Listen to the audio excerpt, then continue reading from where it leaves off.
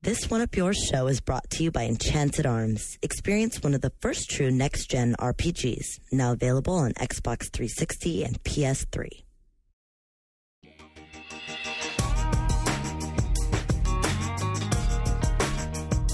Bam! Hope you're ready for the weekend because we're about to drop the One Up Yours show for Friday, April the 20th on you. Like that every week. It's bam! Bam! Tough acting, connecting. Garnet's really excited about the special 420 show. What can I say? Exactly, man. And you know that's how we roll up in here, right? The One Up Yours puff path. What are you So talking 420 is not the because 420 is my wedding anniversary, not the One Up Yours anniversary, right? It's a lot of things. It's a lot of things. I mean, I don't know, man. You have to ask maybe Peter Tosh. 5 years my woman's put up with me today. Congratulations. Now, Wow, really? Seriously? Is the 5 years today, yeah. Congratulations. What's like more of a sure thing? Like your birthday or your anniversary? She sometimes listens, Luke. Inappropriate. Not every week, but sometimes. And you know what? My dad listens every week. Luke, actually, in 5 years, I don't know if there is such a thing as a sure thing anymore. Yeah. He said that, not me. Unless you're talking about a sure thing with my wife, in which case I should hit you. Sure, wife, man. Look what I've done. You guys can work that stuff out at home, I think. Wow. Anyway, it's going to be an awesome show today. Obviously, we have the whole gang here, the Fearsome Fivesome. Andrew over there with the headphones on, running the machine. Andrew, also, do we have a camera? Because he's wearing one of my favorite T-shirts of his. I didn't bring my phone down because I didn't want it to go off. He has the How to Do the Rock Horns T-shirt. Where'd you get that, Skip? Birthday present. I'm going to take a picture of it with my phone so I can put it on the blog. Super sweet. Next to him, sporting the Billionaires Boys Club shirt. That's what you gotta. That's how you gotta floss it when you buy a Bapey hat. How do you say that? Bape. Bape. It's all right. It's all right. He's definitely rolling with the much less expensive MLB cap today. Yankees going to win it all this weekend. Representing. Anyway, we have Luke there at the head of the table. You didn't actually say my name either, Garnet. I did too. No, you didn't. All right. Shane Bettenhausen is in his house to mock Garnet still further. Well, and I won't be here next week, so this is my last one with Luke here. I know. I was gonna miss you. Oh. Wow. Yeah. Wow. Thanks, Shane.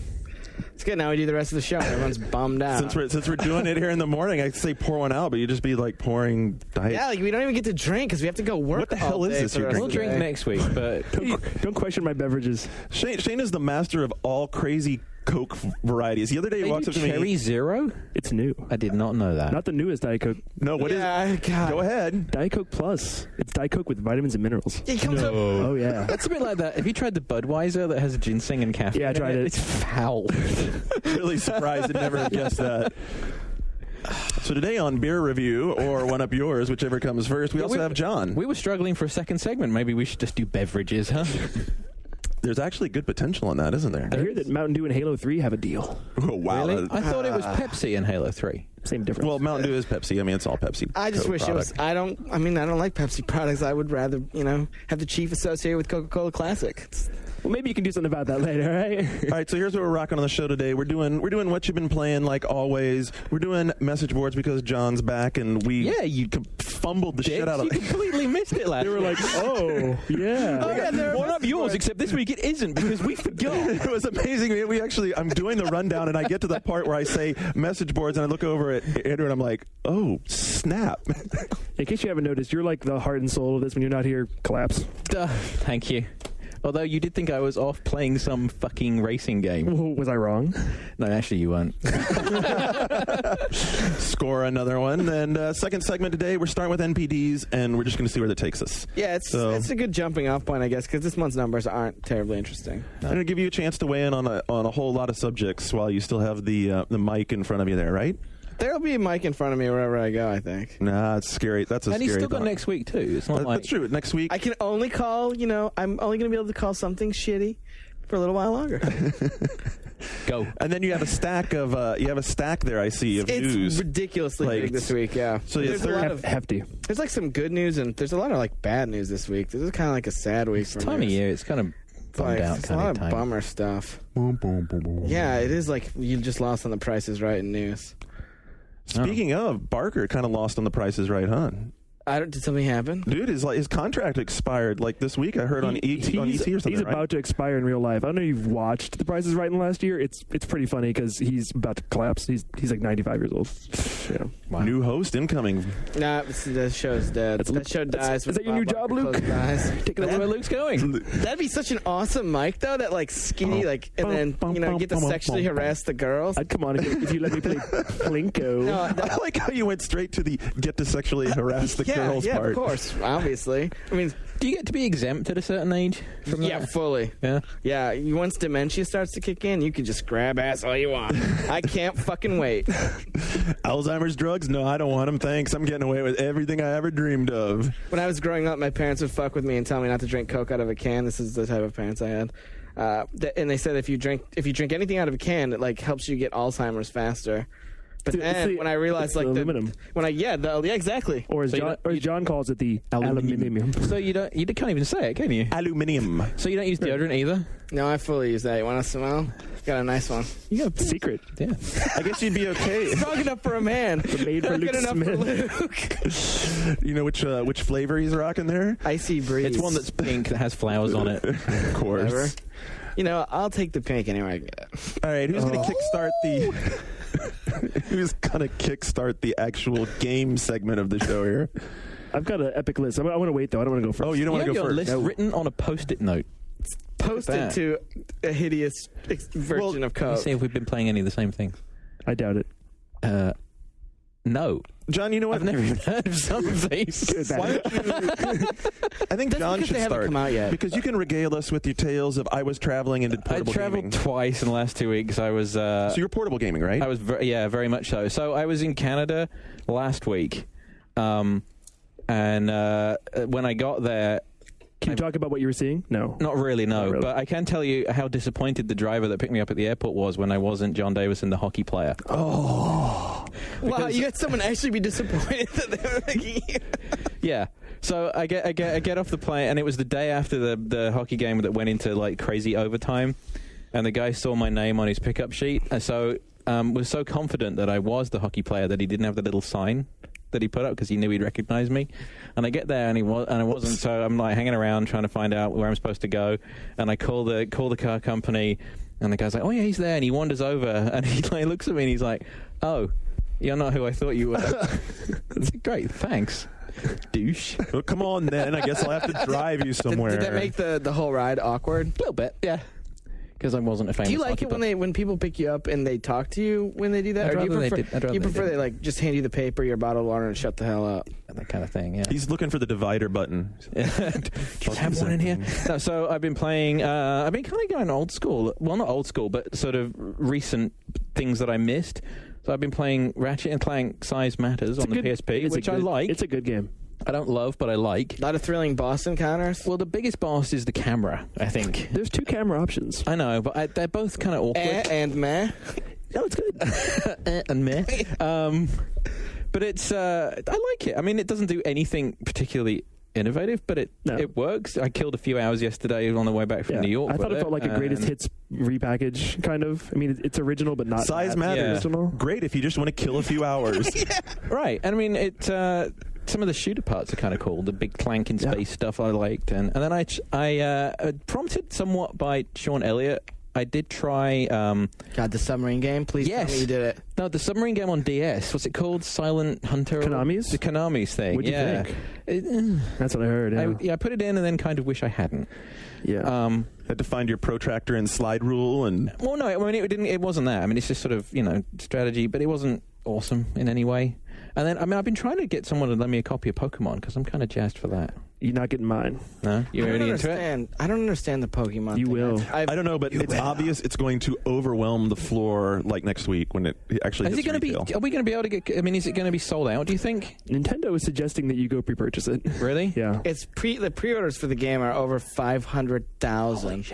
Oh, come on. I'm going to hit Target. It's going to be like there. Pearl or Diamond? I mean, what I'm doing difference? Pearl. I mean, there's about 12 exclusive Pokemon in each one. Yeah. That's really the only difference. All right, I'm going to catch Diamond then. Really? I was thinking Pearl. I'm doing Pearl. Okay. I'm going to play other games from years ago. And then I started playing Valkyrie thingy on PSP as well. Valkyrie Profile? Profile? Yeah. Well, kind of liking that a little bit. Did you ever play it on PS1? A long time ago, yeah. It's not actually a very good port. No? No. Yeah, didn't you? I don't remember. I gave it a 7. I think it's a great game, but I think it's a pretty poor port actually of that game. I made this conscious decision that I was gonna go back to the PSP and let it underwhelm you again. let it do me, and it kind of And it did. It did, yeah. You're like, wow, that was a really fun couple hours. I wonder if I can find some place to charge this thing. It lasted a surprising. If you dim the screen a little bit, I mean, I got Turn the sound down. Yeah, I got 3 hours out of it yesterday. So what's wrong with the Valkyrie profile port anyway? Blurry text, squashed graphics, very little new content. It's like it costs $40 and it's a PS1 game. So it's like playing an HD game on a Kind of, regular TV. yeah.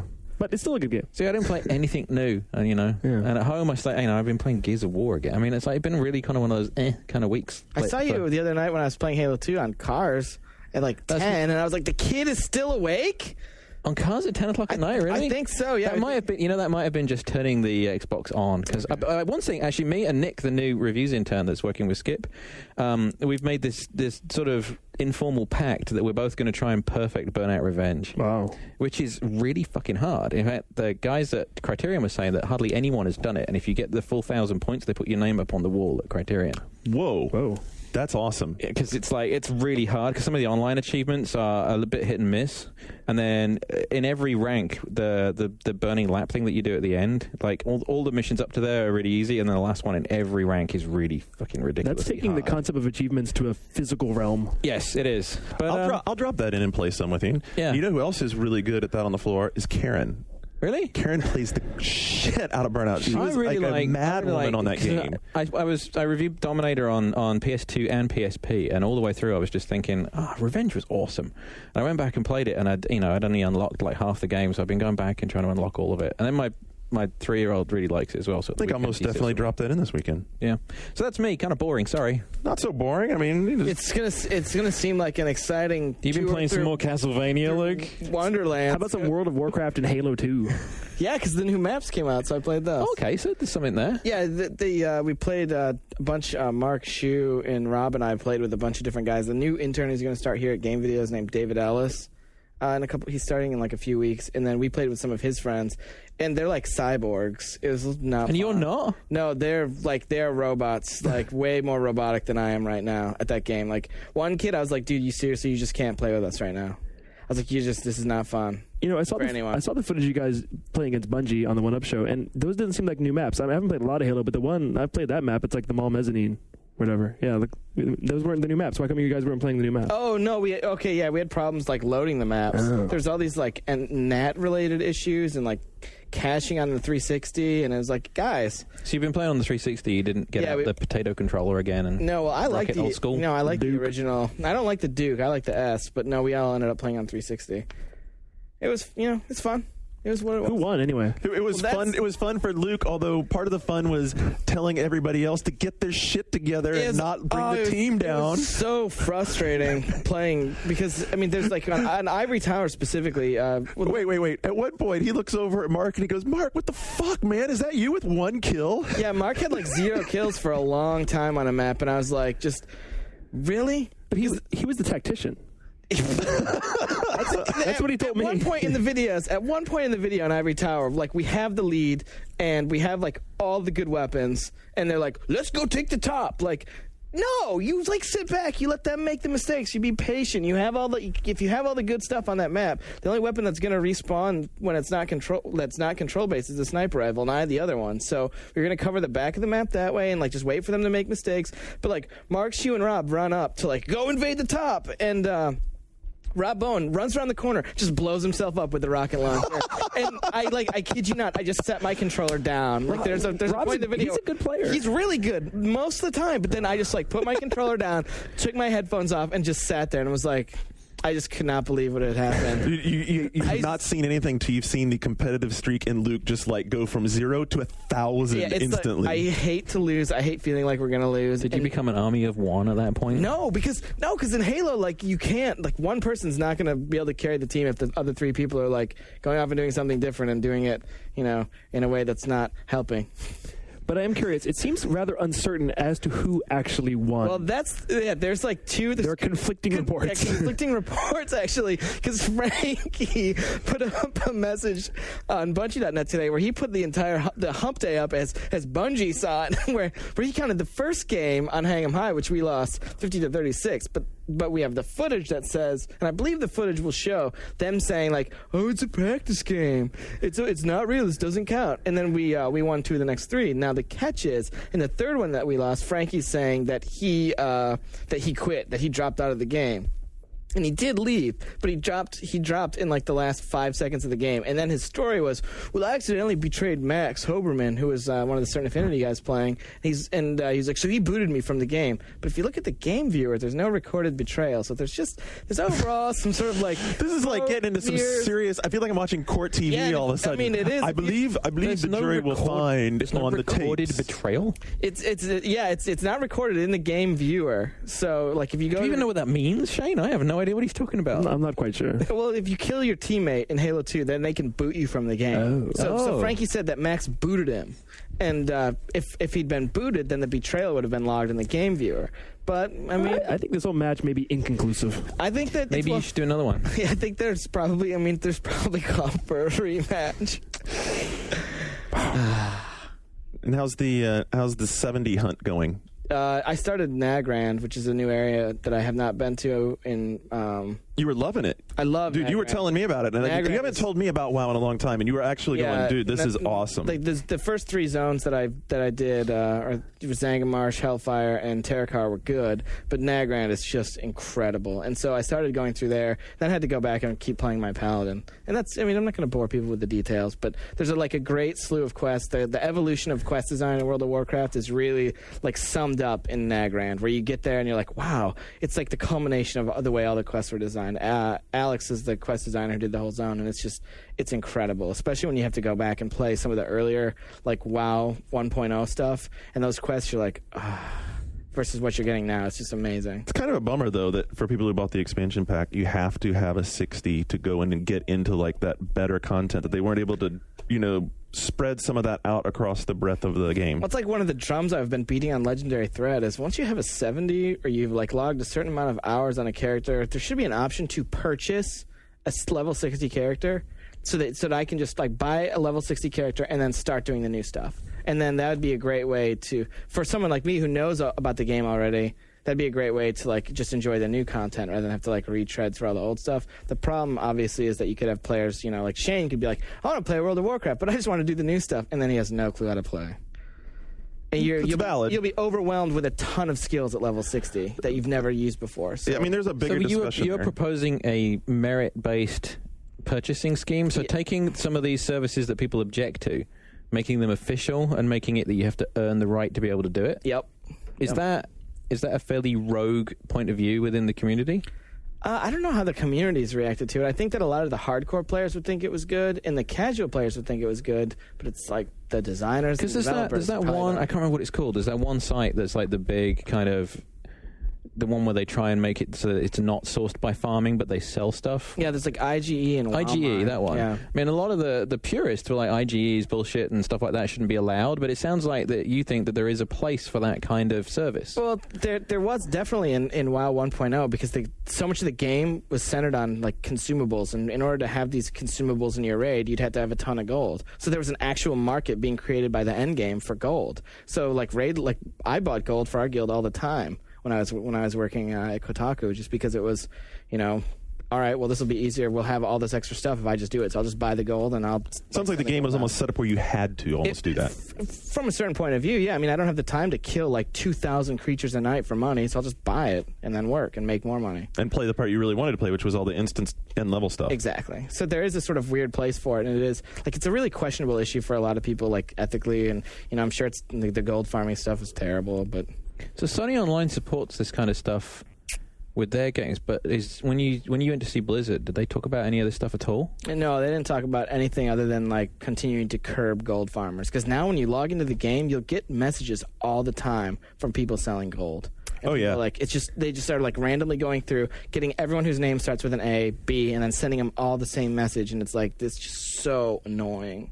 So long as we're on WoW for a minute, one thing I think is funny is you said last week that one of the reasons WoW would never wind up on a console is the extensibility of the interface, that you can, do all the LUA programming. Have you noticed that when you log in right now, the message of the day from Blizzard is turn off all your mods and don't use them? Yeah, well, a lot of like going forward, because right now there's a lot of little weird exploits that people have written into different UI modifications that are actually like there's been a lot of account hacking happening, and like the new here's the thing about gold farming. Gold farming is actually starting to decrease, but what is increasing is players hacking the ease of hacking accounts, deleting all that or like selling all that account's gear, and then mailing the gold off. Whoa! And that's like that's nasty. And it's there's been a bunch of guys that it's happened to, and and it's pretty ridiculous. But, I log in and I see that message and it makes me think, I'm so glad that, like, the second time around of starting to actually play the game, because I'm playing the game much more casually now, that I'm not using mods, because that was always one of the big annoyances. Every time a patch came out, you had to redo all your interface and do all the mods and stuff. But if I was a serious player, this would be frustrating to me to have them saying, because they've always said we don't support it. We don't support mods. We'll let you do it. So it's kind of like they have this weird back and forth there, Well, their UI's evolved so much, too, and they continue to just basically, like, rip the best things that they see from the mod community Absolutely. and put it in their UI. So it's going to continue to be that way. But it's aim with pictures, Shane. Aim with pictures. I'm afraid of it because I think I would love it. Yeah, I think that's what Brian Antar You would love it. I think your Phantasy Star gene would kick in. Oh, yeah. It's a dangerous, slippery slope. Yeah. You'd walk by Shane's desk. If you want to wrap up, Shane, I'll jump and take, like, my little quick...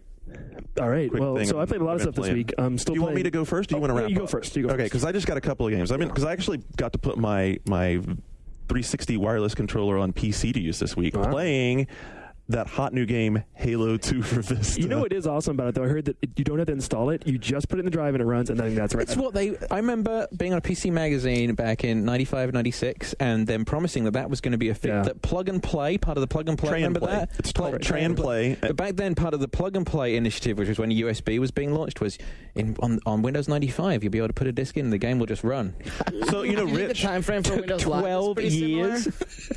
Rich swears to me that Tray and Play has actually been in since the middle part of the XP era, and just no one used it. So I have no idea. Okay, whatever. Why do you sound so skeptical? Live Anywhere is coming. Whatever, it did work, and actually I was able to log in with my live account as well. You have to have set up on. So the way it works right now, when you log into live to use live on the game, is you have to have your email address that you link to it, like if you've done like Xbox.com, and then it goes, okay, so that's you, and that's your gamer tag. Okay, now your gamer tag, and then it links everything up inside the game. Okay, and the login process the first time was stupid long. It literally took like 2.5 minutes for it to go through all that back end, whatever it's doing. And in the it database. doesn't support cross-platform play, right? No, it doesn't support cross-platform. So you couldn't have jumped in on the game that they were. No, absolutely not. It does support high resolution, so I was able to turn it up to the silly 1860 or whatever my widescreen monitor is, and it looks nice and clean. It looks great. It looks exactly like I was like, wow, this is great. I have like $3,000 worth of PC to play an Xbox game. It's fantastic. I think the expectation that Microsoft has that this is going to sell Vista is like way down the Kool-Aid path. Delusions of grandeur. Way down the Kool-Aid path. I mean, they've been like drinking it by the truckload, because it is exactly Halo 2. It's great. So with my controller, I can sit there and play Halo 2. Whoopee. Yeah, if you really were, do you really think that PC gamers were holding out? Oh, God, I really want to play Halo 2. I'm just going to wait for the PC game in 4 years. Question, because I just thought that was something else that I played a little bit. I've been getting kind of hooked on CNC 3 on 360. Oh, because the demo's out this week. And the demo comes out today, yeah. Yep. Does the PC version support the pad? Can you play the PC version like the 360 version? Would you want to? It does not have native support for it. I don't know. Like the 360. I mean, Shu disagrees, because Shu got so into Battle for Middle-earth 2 that he got kind of programmed on the convoluted system. But the CNC 3, not to diminish Shu's opinion, but he's wrong. But I thought it was quite elegant on the 360. And once you get used to it, I agree it's very intuitive. The stuff you do with the triggers or whatever. And I can imagine that, maybe if I ever sat down relearning the mouse versus being able to plug the 360 controller in. I don't know. I mean, does it support it? It does not support it natively, so you'd have to do mapping, and it doesn't. So it doesn't have the interface. The interfaces are not the same. Fuck that. Yeah, the interfaces are not the same. It's still way easier to play with mouse and keyboard. 360 only for you. In HD, it's nice. It's a good game.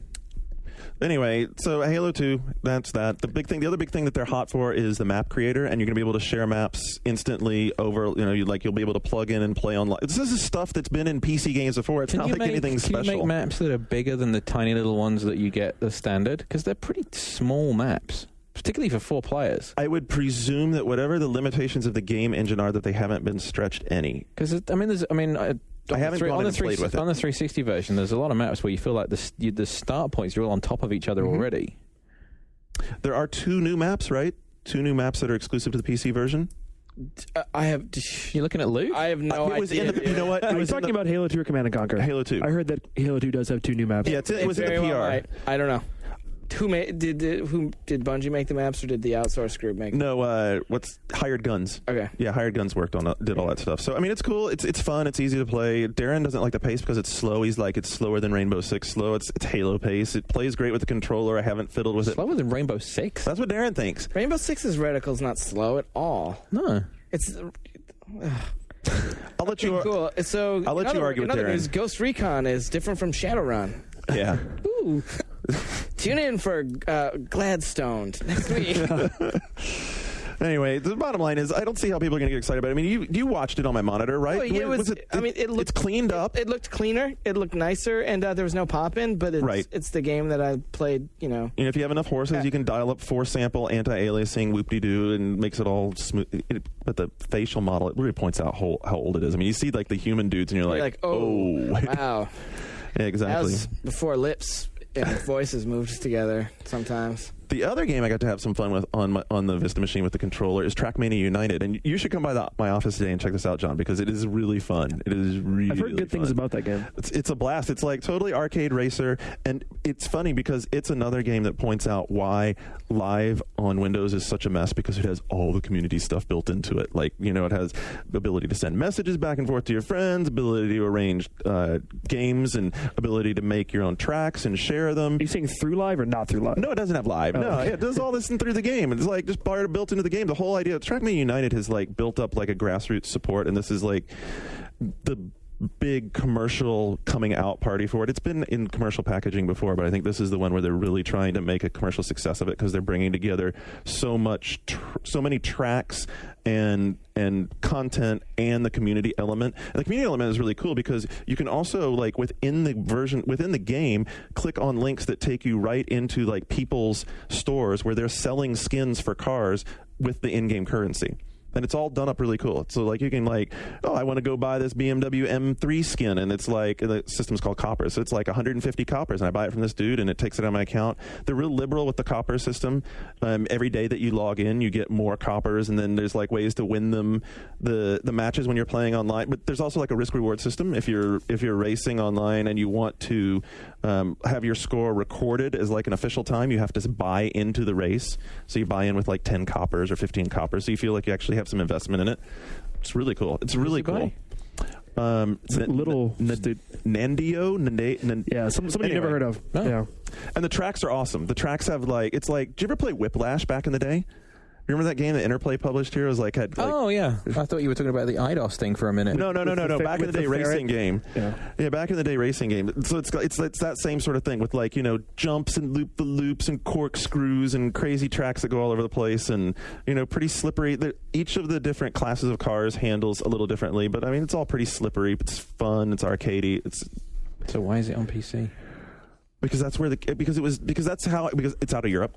Right, because it's European, and that's where it developed up through the culture. Kind of, grassroots indie kind of thing, right? A little bit. Yeah, very grassroots kind of indie thing. And I mean, you hear people talk about this, and they're actually talking about, like, when they were playing it with the arrow keys. I'm like, oh, that must have been fun for you. Wow. I'm like, wow, it's great. I can actually configure this with analog steering and gas. Nice. Those are my two. Those are my two ones that I spent most of the time with this week. Oh, and then next week, I guess we'll talk about Hellgate London, because next week we're running the Hellgate London cover story. But on Monday, I spent like 6 hours hanging out with Bill Roper playing the game. We played low level, we played high level, we played mid level, we played every faction and class, and It's just gonna be a long wait till the end of summer because it's really coming together well. It's really, Finally. dude, it's really That coming game's together been a well. long time. Yeah, coming. but Didn't you see it at E3 1998? yeah, something like no, it's in Atlanta, I think. Yeah, Wow. But no, it still had that same. It had that same property where, like, at the end of the day, like, they didn't just have to pry me away from the game. They literally had to pry Bill and I both away from the game because we're like both geeking on a play and we're like, oh, this is really fun. Oh, it's like 6:30. Do you guys want to go home? They can go home at 6:30 over there. No wonder the game's taking. Well, no. They were It's called getting crunch. No, they were Do getting it. rid of us. In their defense, dude, they were bringing in catered dinner for them. They're on pretty okay, serious. okay. They're on serious. My bad. Sorry, Bryce. I think Andrew's on this one actually. Oh, sorry, Andrew. All right, Shane, I hand the big mic over to you for the epic Coke Post-it note games list. A lot of hype, Shane. I mean, Well, Better deliver. I did play a lot of games, so I'm continuing to play the Pokemon Pearl, and I'm pretty in love with it. And I'm surprised because it's been a while since I got this into a Pokemon, but I like that game because it doesn't require much attention. So you can play it on the bus or in the bathroom or while you're working. Yeah, While you're working. While you're working. it's like this. yeah. This is just. I'm almost playing it right now. I almost brought it. Before you Pokemon it up any further, I just want to point out that this is a trend that I've not only noticed with you, but Mark McDonald says the same thing about games, where he's like, "I've been playing this game, I really like it. I really like it because I don't really have to pay that much attention to it, and I can like it was Blue Dragon. it's He's like, RPGs. I can put it on my second screen on my my 9,000-inch television and split half the screen for Blue Dragon and like watch the McNeil Lair News Hour. He loves that. But Yeah, or like watch Meet the Press it's and play Blue specifically Dragon. it's something about turn-based RPGs because they don't require fast action. If you leave it sitting there, you can come back and then your Pokemon's still waiting for your command. So, but trust me, if you've ever played a Pokemon game, this is one you have to get. And if you've never played a Pokemon game, I think this might be one to start with because it's on DS and you can play wirelessly with your friends or all over the world. And the online stuff is pretty impressive, actually. Can you play all over the world yet? Yeah, but right now everybody's on it who's Japanese because it's not out here I'm yet. just trying to make sure. But it's not a PSP Covering thing. the bases. yeah, more on that moving forward.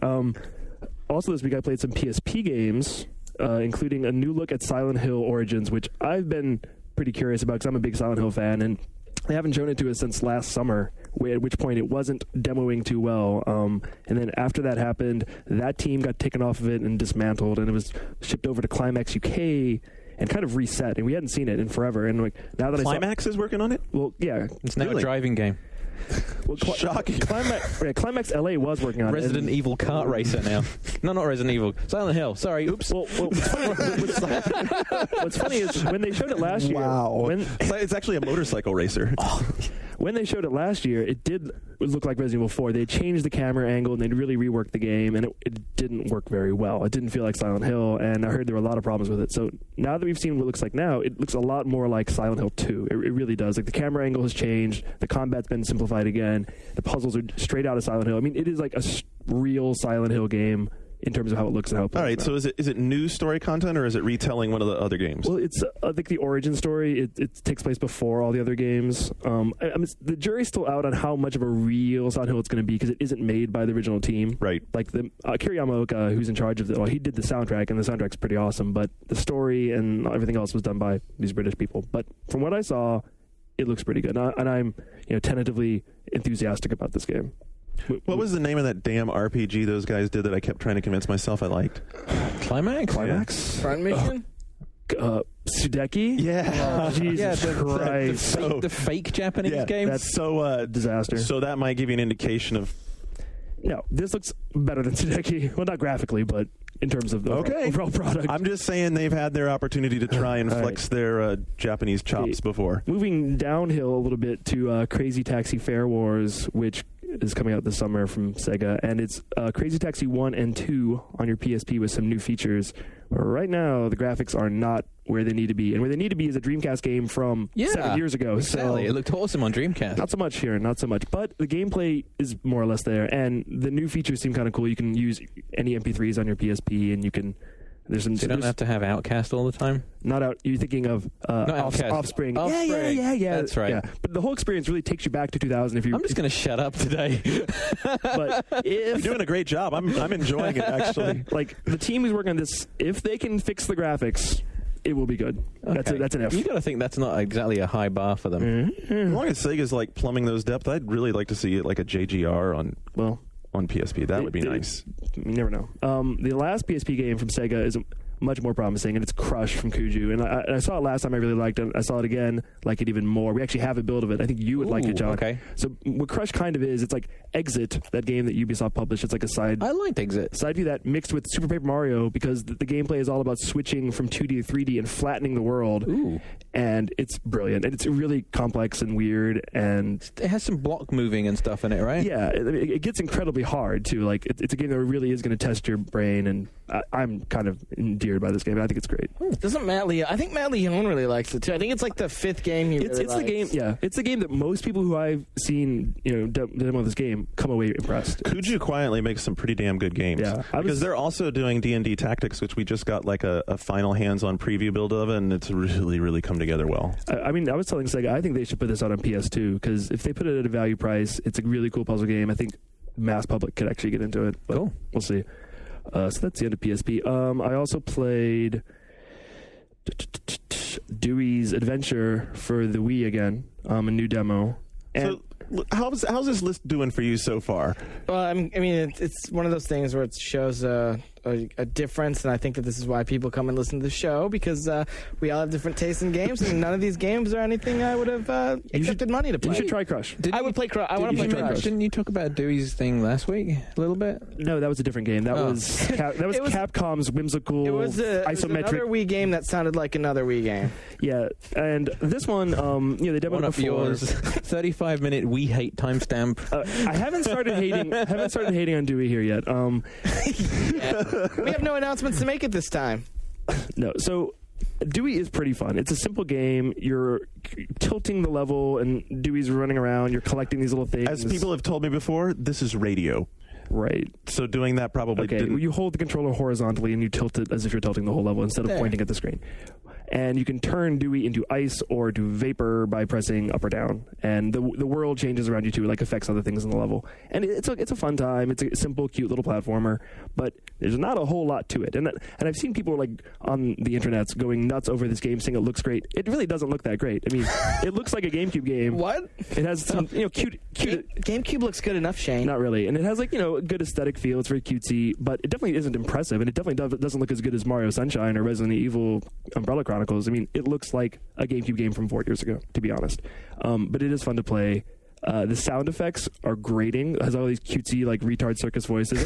That's what we call like rare games where it's like blah, blah, blah, blah, blah. It's like the whole thing we say here at EGM. But this has the same thing. It's like blah, blah, blah, blah, all the time, and like I must be getting old because I find it hard to put up with that shit. It's really loud. The first 40 minutes of Okami. But it's a fun little game. But it kind of reminds me most of all of Sonic 3D Blast for Genesis and Jesus. Saturn, but with tilt control. The 19th entry into the Sonic franchise. Skip's yawning hugely. Yeah. But I think kids will dig it. And if you just want a really lightweight platformer, we'll see. But I think it'll sell really well. It's another game coming to the Wii. speaking of games coming to Wii, the other one I got to talk about here is Alien. Jesus, what have you been doing this week? Nothing but games, huh? Alien Syndrome for the Wii. We'd seen the PSP version. We hadn't seen the Wii version. And Are they pretty similar? I kind of like the PSP one better. Oh boy. Yeah. Which one looks? PSP one. Which one's lead platform? Oh boy. PSP one. Oh Jesus. This is my favorite part about the Wii. But- But there's no defense. Okay, they do have a few more months, and they say the graphics aren't final, and they say they're going to fix some stuff. What kind of game is it? It's a top-down. It's kind of like Gauntlet. It's like Gauntlet with aliens. You can play 4-player This isn't co-op. the Team 17 thing, right? They No, had something called no. Alien something that No, was a top. that's like the Worms people. This is Yeah. this is somebody else, and maybe they'll figure it out. I don't know. Like right now, the graphics, it looks like it was ported over from PSP with very little done to it. Like, yeah, the cutscenes are all like artifacted and. I love. So, as you pointed out last week, Luke, it's really exciting to know that the Wii exists as the port factory for the PSP. Well, and there are some features. They're adding some new Wii-specific minigames that weren't available to be shown yet. So maybe those will be cool. Maybe You made a Some very Wii good- specific mini games that'll be cool. Wow, made it a very sounds like the good pun library. last week. You like that? They're going to install docks on the Wii for all the ports. That was. It was a good one. It was A little mixed, but Occasionally. the sentiment was good. Every so often. I think I chortled. You did. Yeah. But I mean, one of my big problems is it's a 4-player co-op game, and there's only one character to be as, the girl named Eileen, and there's no other skins for her. Like, you can't. You're all for the same girl, and you really gotta change that, guys. Whoever out there is developing it. That seemed like a pretty easy design choice to make. Like, maybe we should have the characters look different. I said, just put a suit and a hat on her. She can be like a metrosexual dude. It's something. I don't know. Give one some different colored boots, maybe. This is the thing with Wii, and we're about to jump into message boards, and I took a bunch of crap on the message boards about how when I was talking about Wii, it needed its game like the DS had with Nintendogs that really set it off, and people were like, oh, that was the launch game, that was Wii Sports. No, it's not the launch game, because the launch game just kind of sets off how you play with the controller. It needs the game that takes all the things that Wii does right and makes them a more matured gaming experience. And I don't mean mature as an adult. I mean refined, developed, more to it than just, let's roll a bowling ball, which is fun. It's cool. I get it. But they need to have an evolution of, we can do more than just that, or it's going to get stagnant and be a little bit like when we talk about Wii games. We seem to have the same conversation over and over and over, because until that happens, we're going to keep getting flack for saying that.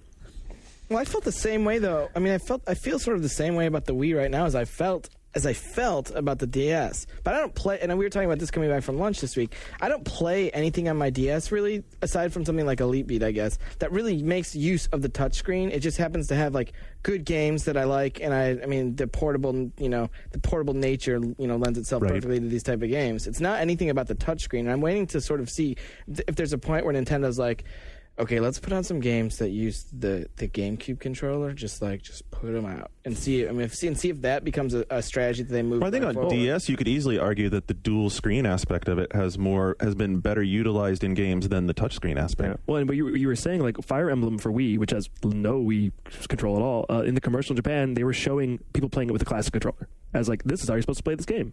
Yeah. So maybe there will be something like that where it'll be you'll get a really awesome 2D something or other later.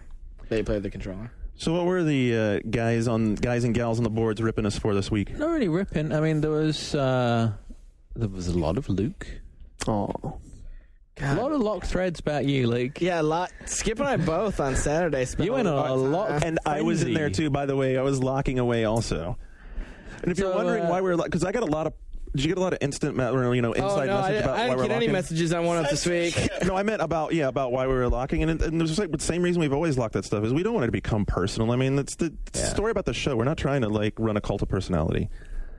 Yeah, Luke. Yeah, I posted and locked my own thread. Right. I was like, this is it. Thank you for all the support. Done. Send it to me elsewhere. So there was a lot of you and a lot of Diak after Brian last week. Yeah. Brian, uncharacteristically angry last week. He gets upset sometimes. He does get upset. Back onto what you were just saying about the DS. Mega Dude 130, I can't read my own writing, 9, I think, posted, got a very long thread, the most unexpectedly awesome game. And in the thread, people brought up The Godfather, Earth Defense Force came up a lot, and Luke's favorite, Elite Beat, came up. It is. I was going to say that was unexpectedly awesome. Anyone got anything else? Sounds like Crush might be unexpectedly awesome. Unexpectedly awesome. What is the context, I guess, for unexpectedly awesome? Just games, I guess, that when you tried them, that you just really weren't expecting them to be sleepers. That really grab you quite the way they did, I mean, I guess it's the non-hyped, there's a lot of invisible games. Under the radar, they stealthily come in. We're supposed to get Odin Sphere for PS2 any day, and I'm really excited to try that. It's it looks awesome. Anyway. If that's good, it'll be a sleeper because I don't even know what it is. Yeah. Indies One Up Yours Creator Corner is still going very strong. Lots of T-shirt designs there. Thank you very much. Game Moose has a thread. Great names. What kind of noise does a moose make? That's your girlfriend. Game Moose, not Gay Moose. Oh, I thought it was Game Moose. I thought it was Game Moose. Yeah, okay. I wasn't. Game design. This is one we could close out before we go to the next segment. Game design conventions that annoy you. So he has retarded AI, boss battles, combos, escort missions. Escort missions, I've got a very specific one. It's aimed at Capcom. It is when they don't make enough of a game to make you play through it normally. So you play through, percentage of the game, then reset your whole game and start over. The big guilty parties here are Breath of Fire, Dragon Quarter, Dead Rising. and Dead Rising. Yeah. And I abhor that design choice. I don't like it when I go to buy a game that's going to be a shooter and I end up riding around in a mech all the time. I don't know. Oh, Lost Planet. Manipulating save points to make a game more difficult. I think A lot of games. punitive gameplay just to learn like being penalized for something that you didn't know was there. So the only way to find out how to beat something is to die. Yeah. Yeah, it sucks. That's What was the? common. We talked about that for like an hour in your office many months ago. I don't remember what it was. That It was just like, we were just talking about bad game it was design. Rainbow Six Vegas. Rainbow Six Rainbow was the Six game 'cause, Vegas, like, dude. we It had does different the- experiences where I Yeah. felt like that's how they were teaching me. Like there are enemies coming in this room from the door. Here's how you're going to find out. But you 'cause- play Rainbow Six like you play Halo, so well. no, you have more of a storm the breach Yeah, kind of I'm like mentality versus the Madame Defarge of Rainbow Six, storming the Bastille of gameplay. Ooh, Wow. Yeah, that's right, bitches. yeah, That's what that English degree is good for. Cliff's Notes. exactly. That's it. I mean, a lot of it was dominated by the old little bomb. Whatever. And the time clock is ticking on that. But if you stick around, we still got plenty of time left in this show. And when we come back on the other side, Luke has one of his favorite times of the month. It's NPD numbers. And we're going to use those as a jumping off spot to talk about consoles, console wars, all that kind of stuff. And he's smiling. So don't go anywhere. We'll be right back.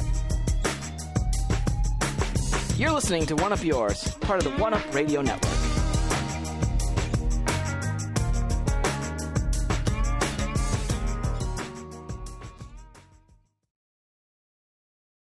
Check it. This is the sound of us walking across your mom's ass.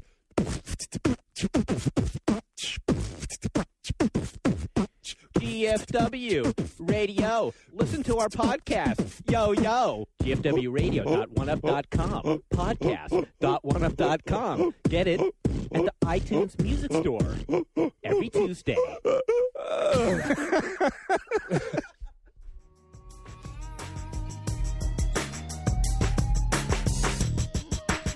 All right, it's time to get into those NPD numbers. Luke, I'm going to let you start it off by just giving us a little rundown on the stats. The quick and dirty on the hardware numbers. The DS 508,000 units. Whoa. I know. Seriously? 500,000. And it wasn't even the month of Pokemon Yeah, it's came not out. even the Pokemon month. Holy It's shit! just- People preparing for Pokemon. Possibly. I don't even know if they're preparing for Pokemon or if they're buying the shit out of it. And I was looking at the Japanese numbers. I didn't realize that the DS had sold like 16 million systems in Japan. DS is going to pass Super Famicom this year. Do you remember when we first saw that ugly mock-up at E3 and everyone was like, what is that thing? Are they I still serious? remember the day we got our early units and played the games, and I was like, it's like Virtual Boy all over again. Who knew? Yeah. PlayStation 2 was the hardware leader, technically, 280,000, followed by the Wii, 259. 360 slips below 200,000, 199.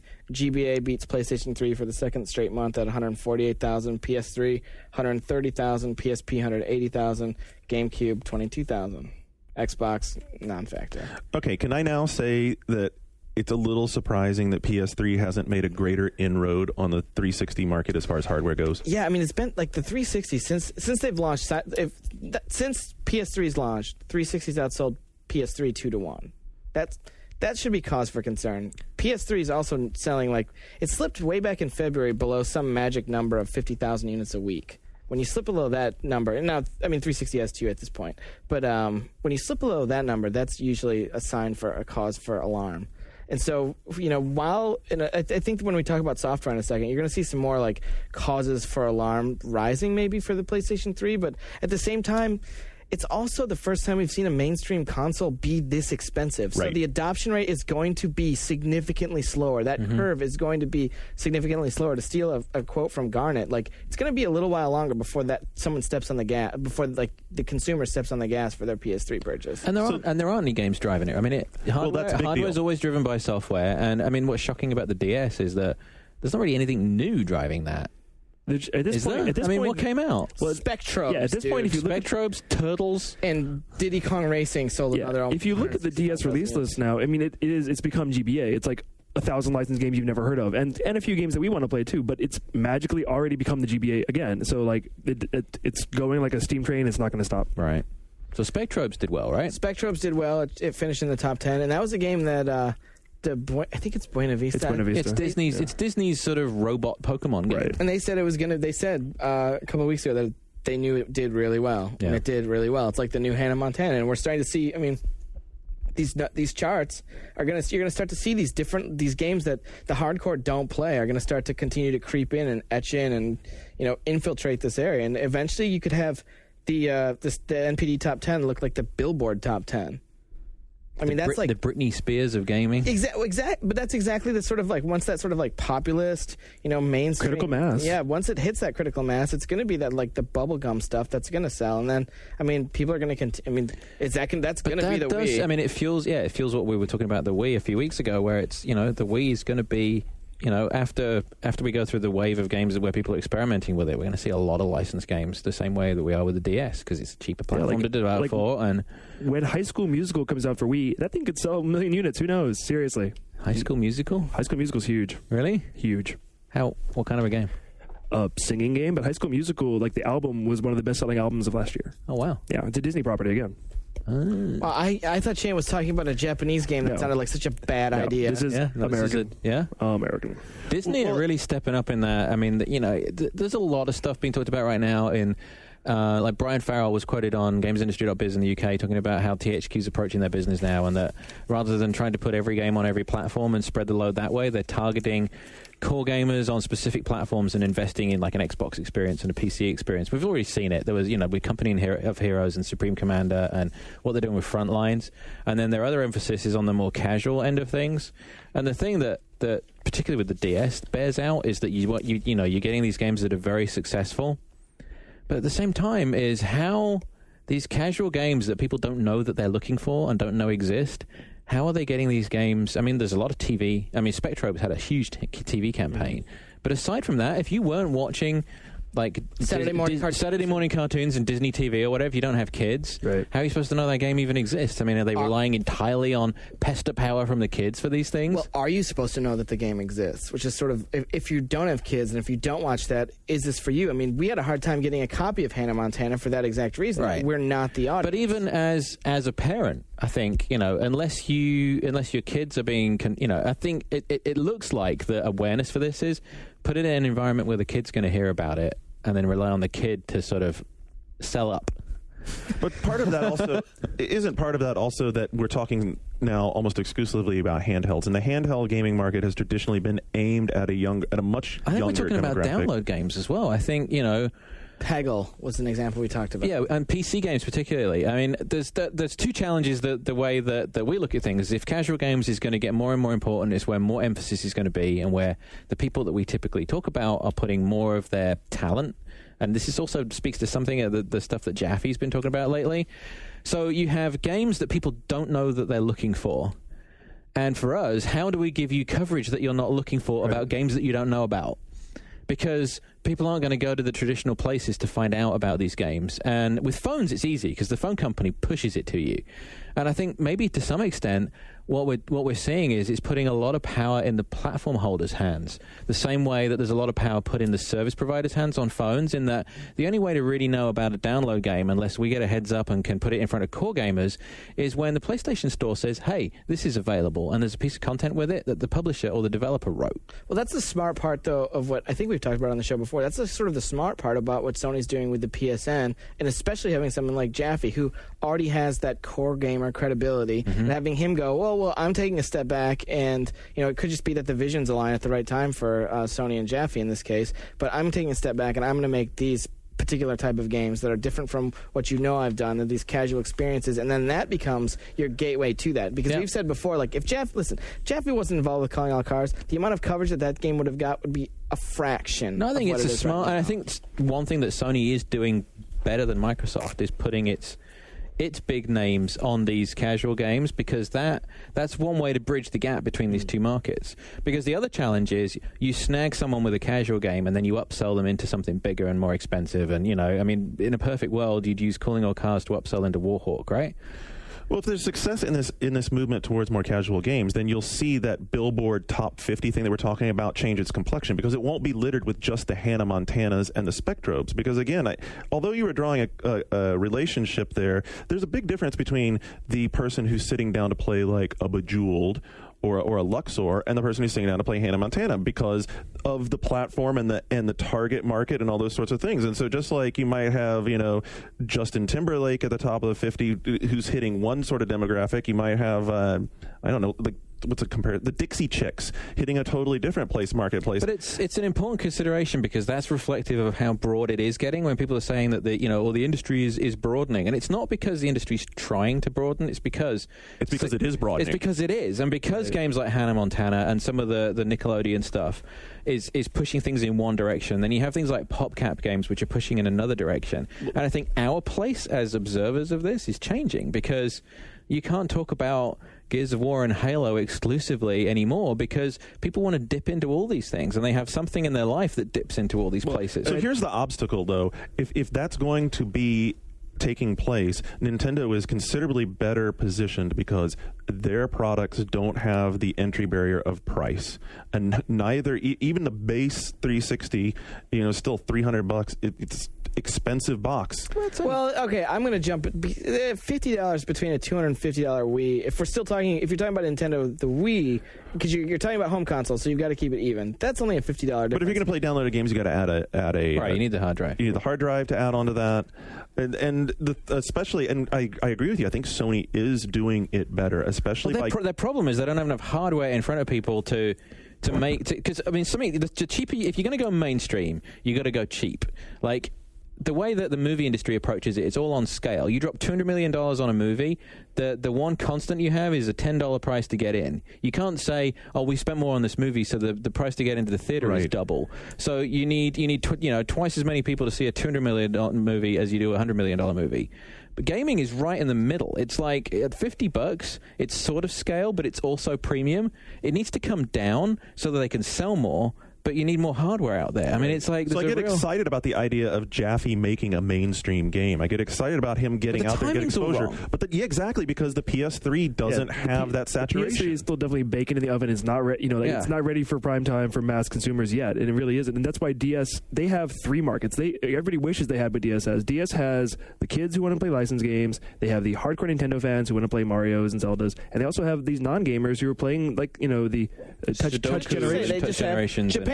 Well, no, but in America too. I mean, like New York Times crossword puzzle is perfectly aimed at the adults who bought Brain Age, right? And like Nintendo, they have it all right now, and then that's what everybody wants. And what Sony's doing with PSP in the last month, dropping the price, shifting the marketing to a younger demographic, and a new price point. I was at the store the other day and I saw new PSP games for $10. It came out at $10. There's a Dave Mirra game. There's a poker game. I was like, wow, that price point is a Dave Mirra game. $10 came out new. Wow, that's a blast from the past. New price point on PSP, and like it shows me that Sony is willing to cheapen the console. A game that was announced recently that I'm kind of secretly harboring a real passion for is the Harvey Birdman thing that Capcom announced. I'm really hoping that's awesome.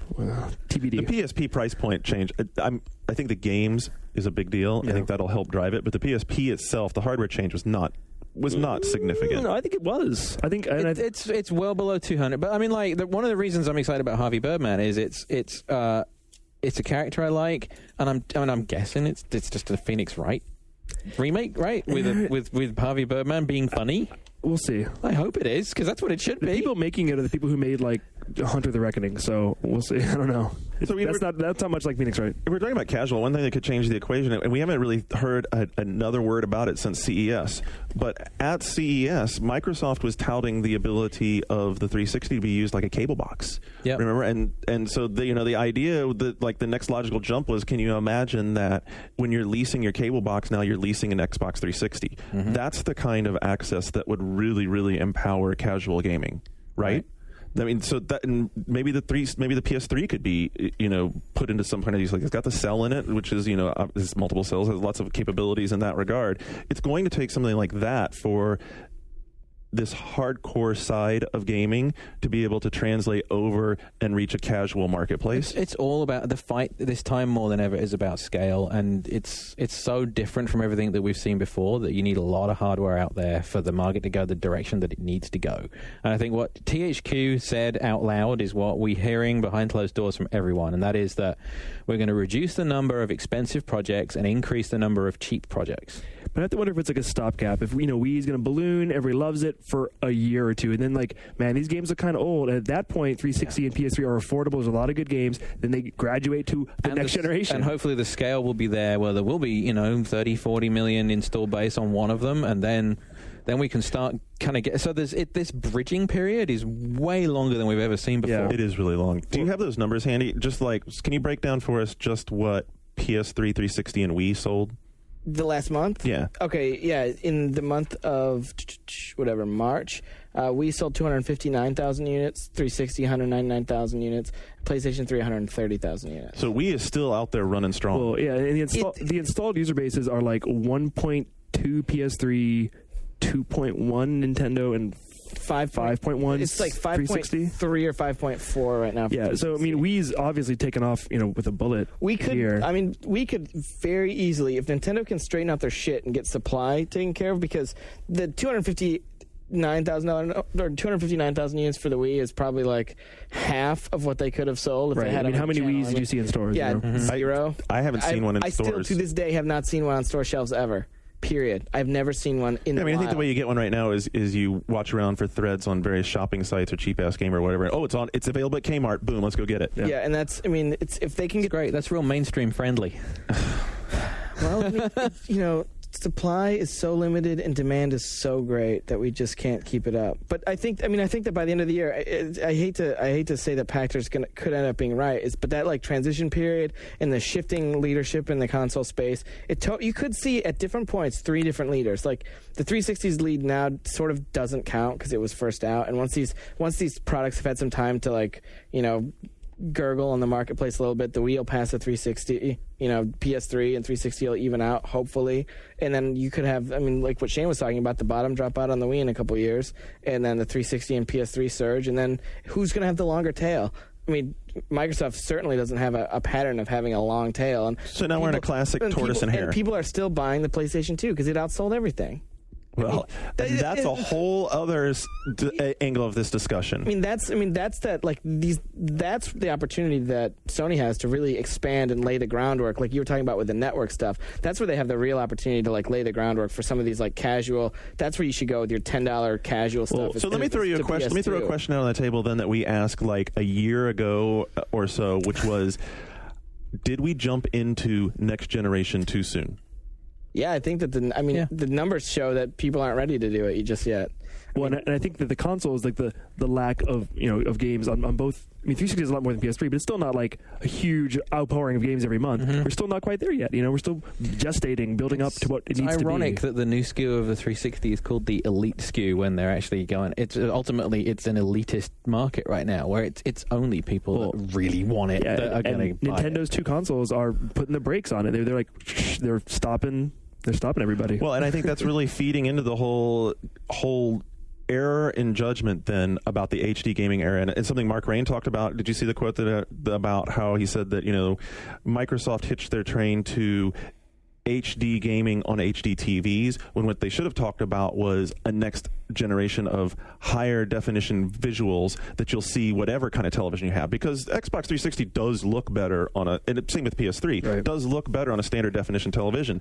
And we saw that the figures also last week about even if you look at the number of people who've adopted high definition televisions, it's only a fraction of them who are playing games on their HD TV. So everything is totally premature right now, aside from the PlayStation 2's continued existence and what Nintendo's doing with the Wii. Everything else is a little bit too early. And to talk further about what's happening with consumer behavior is kind of weird. Like for the last year, pretty much every month, without fail, you see one 360 game sell about 400,000 units. And they move to the next one. Yeah, then it's that migratory pattern, and this is like continuing to persist. So how many 360s do they sell? They sold 199,000 units. I need to write this down. They sold what? 199,000. 200K. Okay, so 200K, right? And the best-selling game on 360 did what? 360 did 394,000. So 394,000. And last month, about the same. Yeah, last month was Crackdown. Okay, no one buys a console without a game. Right. You just don't do it. So what's happening is people are buying a game and then sticking with it and not buying more. So what we're seeing is this churn of new owners that aren't that aren't doing anything once they're in, they're in. So, but the catch though is this the Madden kind of effect where people coming in buying one game and then just playing it? No, because the attach rate is still so high. Like there's 4 games from the 360 in the top 10 this month. I mean, we're seeing that peak of about 400,000 units on a title every month. But we're seeing other titles like Guitar Hero sold almost 300,000 copies in 5 days. At $90. Now, that is an $90. amazing That's number. amazing. And the game came out last fall, and then like MLB 2K7. In fact, that's so contrary to the argument about the hardware. $600 console's too much, but a $90 game is just fine. Wait till you buy Rock Band. Wait till you buy Rock Band. Let's be honest. 360 fans buying that game are not thinking of it as a $90 game. They're probably thinking of it in terms of a $120 game because they're going in thinking, I'm going to buy some downloadable content. Or they're going to buy a second guitar to play with their buddy or their girlfriend or their wife or their whatever. And so then you're still seeing like between 3 and 5 360 games in the top 10 every month. So people are buying more than one game, but that peak number is still staying consistent. So as the market base as the user base is expanding. But are there more and more games from the data you got there, are there more and more in the 200 to 400 range than every month? Are we seeing more games selling that maximum amount, or is there still like a big daddy and then a tail? It's kind of, for the most part, always like one game is the king, and then other stuff has a tail. Like Gears of War is still doing over 100,000 a month. Crackdown this month did over 100,000. Crackdown's now around 500,000 for the year. Uh-huh. So thinking this through, this thing's setting up for a pretty serious showdown this holiday season, isn't it? It's everything we said it was going to be last year. I mean, it's what's going to push. I mean, God of War in its first month is now the best-selling game of the year. It sold 833,000 copies. That's a full-price game on PS2. So I think one thing about the vagabond nature of the 360 community is that as we close in I've never heard anyone use vagabond in a sentence before. That was awesome. As we close in on Holiday 07, one thing that this does kind of give the 360's early an advantage on is that this constant parade of quality, maybe not AAA, but quality titles, they're very slowly building a good library, a good enough library that when you go in to look at this machines, in this fall, you'll see a bunch of hits. Okay, both consoles are going to have hits. PS3 is going to have terrific hits. 360 is going to have terrific hits. But then the next step behind that, you're going to see all these other games backing up the 360, and I think that could be a powerful statement. That helped PS2 considerably as it stretched its lead and stomped out Dreamcast. Well, for developers, high software attach is something that's incredibly sexy to them because it means regardless of the install base, their game's going to sell and it's going to penetrate. Whereas, to talk about the PlayStation 3 this in March, MotorStorm was the game that Phil Harrison said back in November. He reiterated it again in February that this is a premier game for the PlayStation 3, and it sold 199,000 units. We're kind of expecting more, especially when I put the piece together comparing the first 4 months of both consoles. You had Graw and Oblivion in March of last year both sell, like one of them sold something like somewhere between 300 and 400,000 units, and one sold a little over 400, I think, if memory serves me correctly. So we were expecting similar types of numbers, similar types of are people going to gobble it up? Do you have Oblivion PS3 numbers, or is that too late? 70K, 75,000 for Oblivion. Ooh, that's disappointing. Well, it's disappointing, Isn't but it's it? also it's a year old. Yeah. but is it indicative that a lot of people that bought PS3s were also 360 owners? That's the thing. You've got to wonder how many of these gamers are like cross gamers and actually own all three. And then if you actually own all three, you haven't expanded the market. And then all three platform holders are failing. Well, that's grim. That is grim. That is very grim, and it's hard to argue at this point because I think that if I was making that argument, I'd say that actually the person expanding the market goes back to Nintendo because Wii is probably showing up in households. I think you're wrong. I think it's Really? Sony. Really? Yeah, they're still selling PS2s, and they sold a lot of God of Wars. All right. But the other thing is that's proof I was thinking about next gen that you stuff. can sell a fairly hardcore game in very large numbers. So it isn't. I think everyone's like seeing this very, we can't get scale, and the machines are really expensive, and it's going to get harder and harder to make these huge selling games, and yet. Yeah, a very hardcore, very violent game with tits in it sells more than anything else. And it shows that people are willing to go out and buy, what is the PS2, $130? Yeah. They're willing to go out and basically spend $180 for an experience. God, I can't believe that machine that's what it is. It's like we're going to go buy a new PS2. We're going to go buy a PS2 and let's get this God of War game while we're out, kids. I cannot believe. Still, because the game sold to the millions and millions of people that already have a PS2, and there's a good chance that it was driving hardware as well. They're the ones that are expanding the market.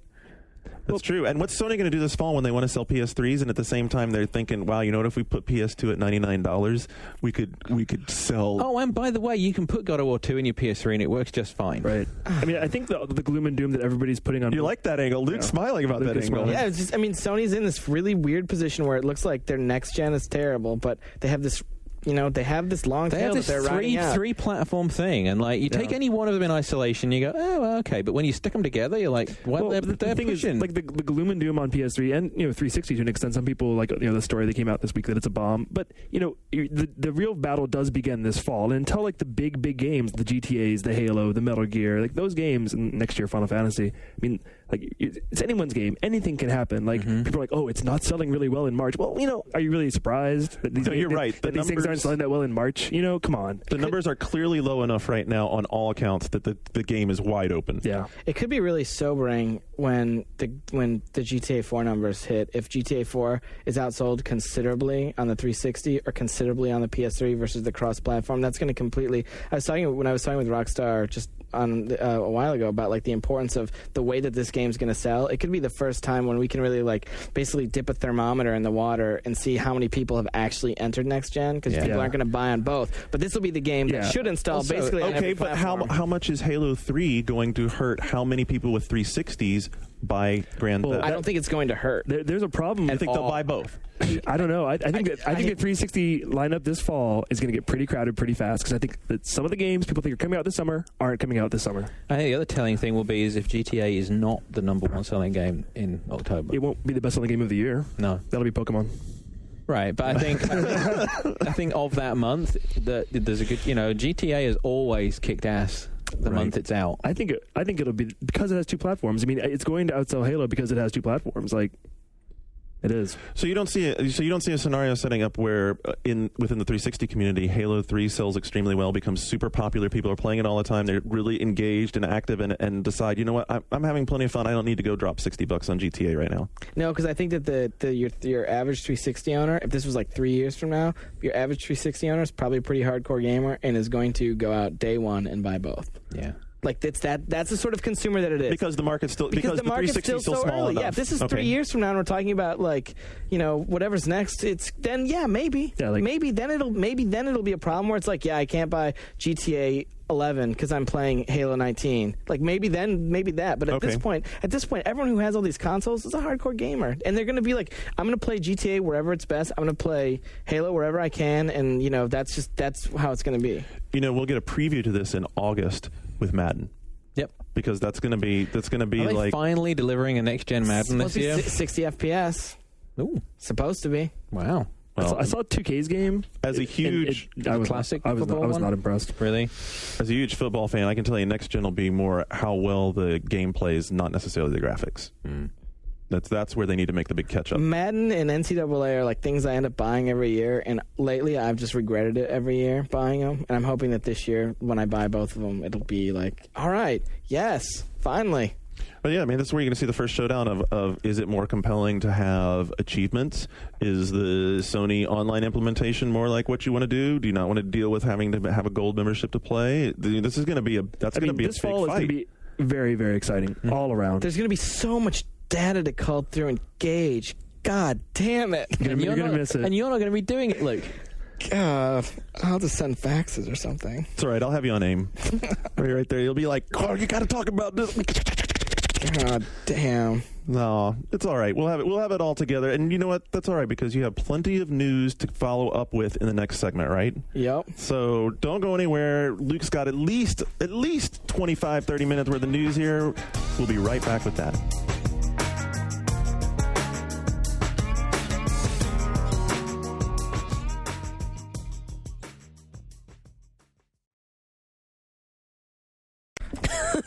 Someone bring the conch.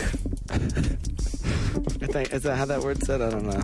Conch. Shell. Conch. Conch. Is it conch? Might be conch. I think it's a conch shell. Raging. No one really ever says that. I don't It's know. a conch salad. You collected them in Jaws for the NES.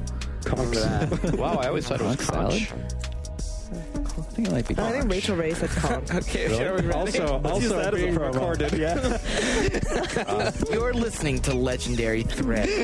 I do have all that recorded.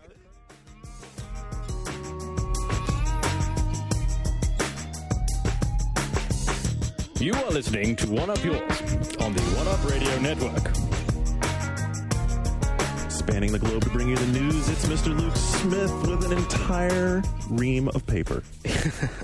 It's a ream. So just to pick up where we left off, Sony issued their response to the NPD statements. But all three companies, as per usual, issued their responses. Sony's was the most interesting. Wait, it's not as per usual. This really is a phenomenon that's really gotten stronger in the last couple of months. It's like in the last 5 months. Since like these things started to become forums on like threads on the internet where people were like melting down and freaking out. I know. All of a sudden, everyone's like, "Oh, Here's my 6-paragraph PR." It's a great way to learn how to spin. We should respond to these Everyone numbers spins. that are really difficult to prove how right they are. According to NPD data, this is from Dave Carricker, March 2007 showed a 24% increase in retail dollars, blah, blah, blah. God of War 2, strong, month-to-month increase. He's quoting for retail PS2. dollar numbers. Yeah, that's sort of the first sign of a desperate prayer, isn't They it? used to do that with PSP when they were like, well, we're doing very well on retail dollars. Well, that was because the PSP cost twice as much as the DS. This is the part where it gets really good. While PS3 saw a month-to-month increase of 2% with sales of 129,638 units, we continued to find ourselves supply constrained in March due primarily to the shift in manufacturing focus to the PS3 PAL version. They were sitting in Target when I was there on Saturday. Supply constrained. So we asked Dave what supply constrained means. And here's what he had to say. The industry standard for a product to be considered an in-stock position for a store is 30 units per store. This would be the level you would see for a PS2 or an Xbox 360. At this level, retailers will feature a product in their weekly advertising circles. If you're not at this level, retailers can't guarantee consumers will find one if they go into the store, and they most likely won't support your product in weekly ads. Although you can indeed find PS3s in stores currently, we are nowhere near an in-stock position. 300,000 PS3s were sold into retailers the final week of March, so you should see increased marketing support from retailers in April. He is fully ready for the congressional hearings. It's just like... my neck hurt. It had just been spun so much. It's just, good earning his paycheck. Earning it. I just learned something. I did not know that 30 units was the in-stock threshold. But the thing is, while I was reading that, I was thinking, you see those Best Buy circulars, though, where sometimes it's like, can only guarantee 14 or 15 units in stock. In small print, right. So, Steampunked, Darren Gladstone put together a story on OneUp that looked pretty in depth into what happened at Steam. Did you followed this? Yeah, I've been following it, definitely. So, what did you think? Because a guy basically hacked into Steam, published a bunch of Valve's information, hacked into Steam. It was a cafe client thing. Well, that's their explanation.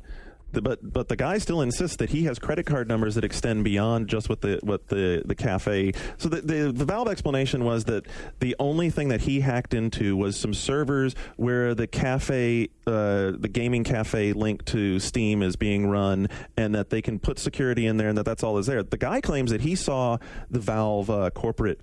I saw the Valve corporate balance. Allegedly, the balance sheet, right? Yeah. But you saw their balance sheets, and then he also has credit card numbers pulled from Steam transactions that were made, and that's a very serious that's allegation. The worrying part. Yeah, that's really, really worrying. But again, this goes back to that same old thing of and the whole hacker argument, which is I'm doing this to show people how vulnerable they are. Well, but yeah, you're also inviting people to go waste their time. That was a truly righteous hack, though. I don't know. That's a reference to the movie Hackers. Sorry. Garnet shot this over to me this morning. He's way more interested in it than I am.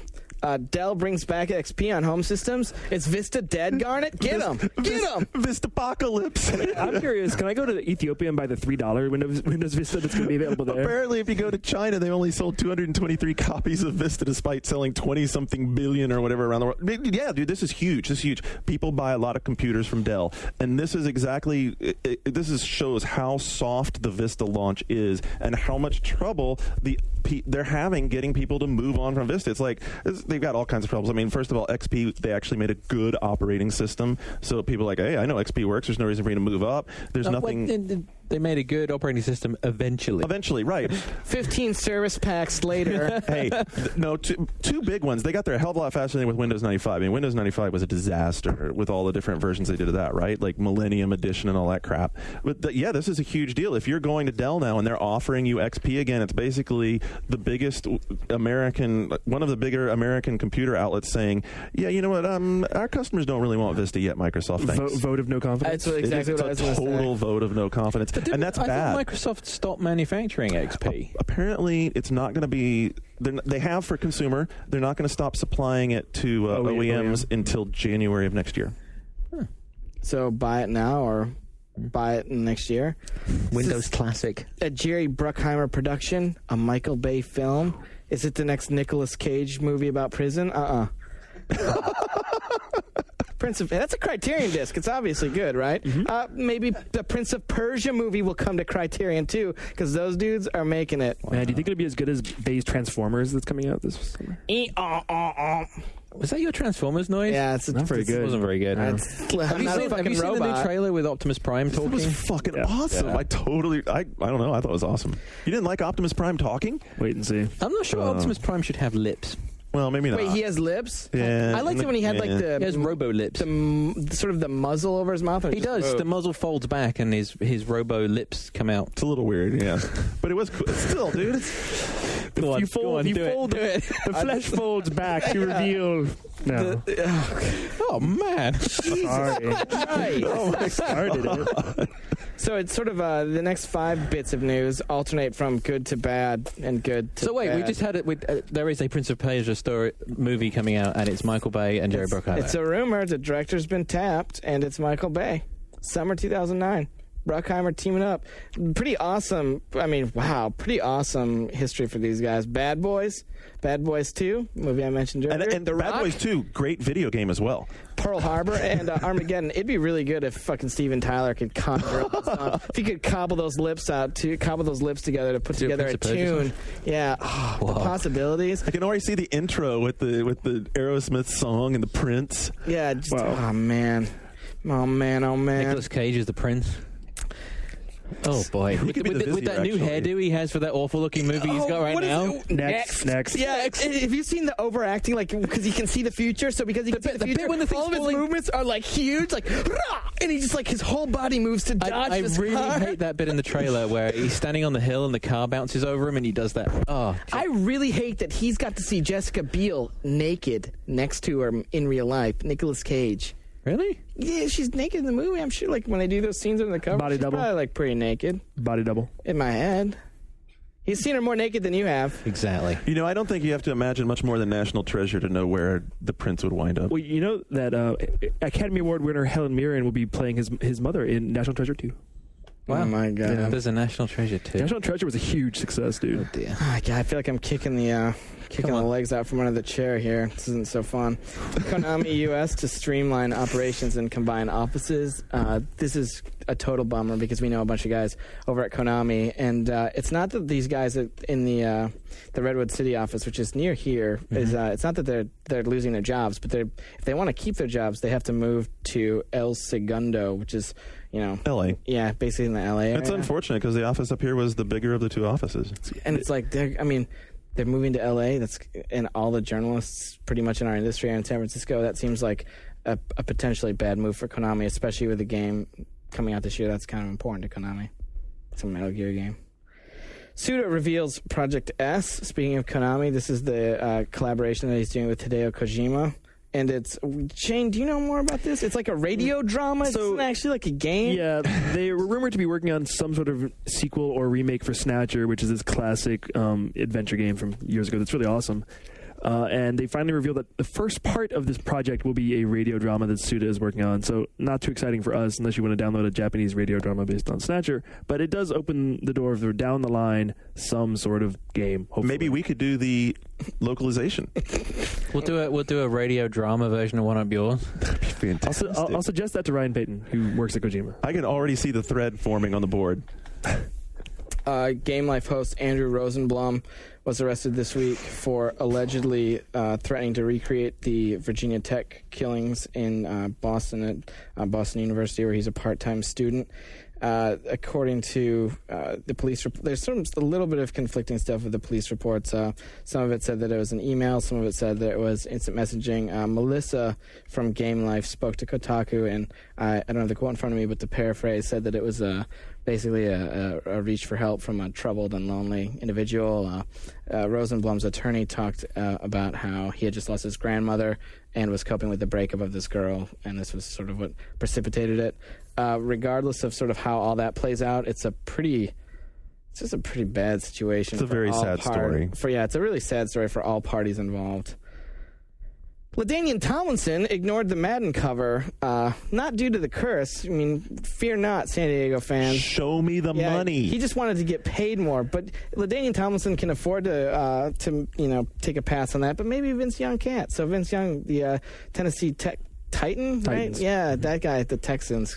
The Titan is going to be on the cover, which means that the Tennessee Titans will probably go 4-12 this year, and you basically could hear the sound of Vince Young's PCL tearing. I wasn't going to go ACL or MCL. I wanted PCL. That's a really bad Achilles.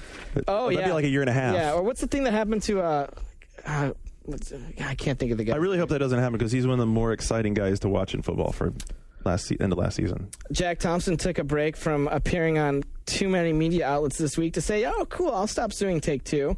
He's finally sort of given up on his quest to crucify Take-Two, and that means that maybe we'll hear less from him, but it seems like that's unlikely.